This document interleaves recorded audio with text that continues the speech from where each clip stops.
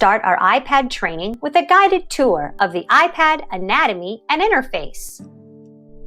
All iPads, regardless of the model, share the same features. However, these features may be located in a different place depending on the iPad model.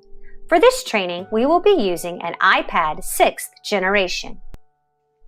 Apple's design philosophy is to keep things simple, and as you can see in this diagram of the iPad, there are only a few buttons and features on the exterior.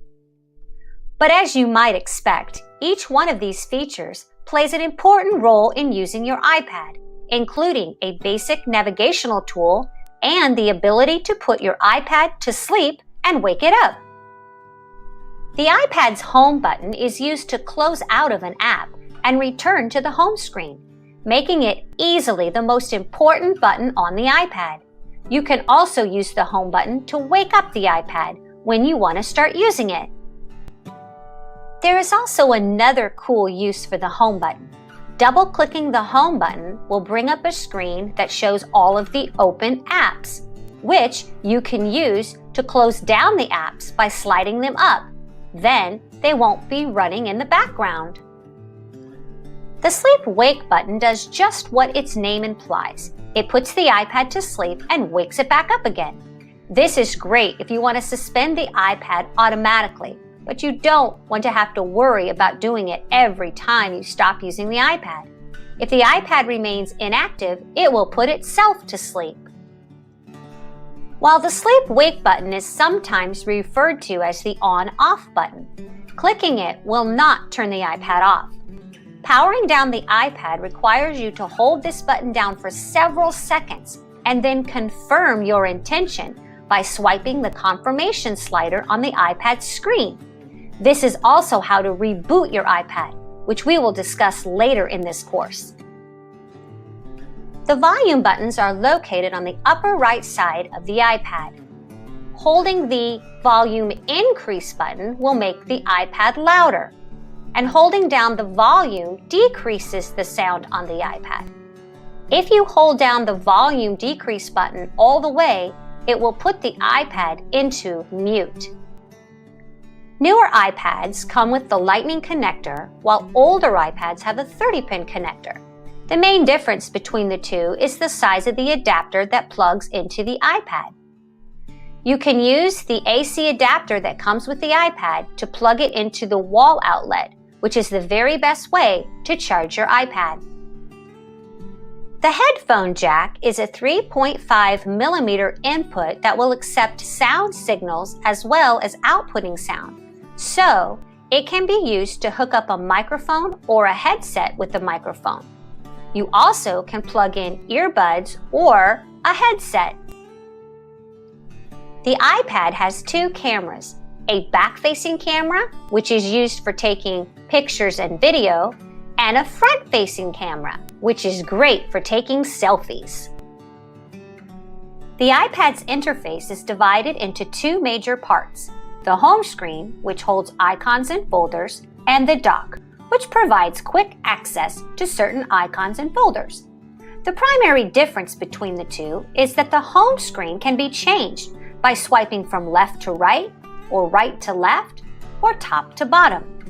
But the dock always stays the same. Above the home screen at the very top of the display is the status bar. On the far left, you will find the time, the day, and the current date. On the far right, you will find the indicator displaying the strength of your Wi-Fi or your 4G connection. You will also see the battery indicator displaying how much more battery life your iPad has until you need to plug it in and recharge it. While we won't go over every application that comes with the iPad in this guided tour, we will touch on a few of the more important apps. The most important app on the iPad is called the Self-Service Kiosk, which is where you will go to download new apps for the student iPads. Later on in this course, we will look at the Self-Service Kiosk more in depth, so you will know how to download apps that you want to use with your students. The iPad uses the Safari browser, which is a fully functional browser that allows you to view web pages, create new tabs in order to keep multiple pages open at the same time, save your favorite places as a bookmark, and just about everything you would expect from a web browser.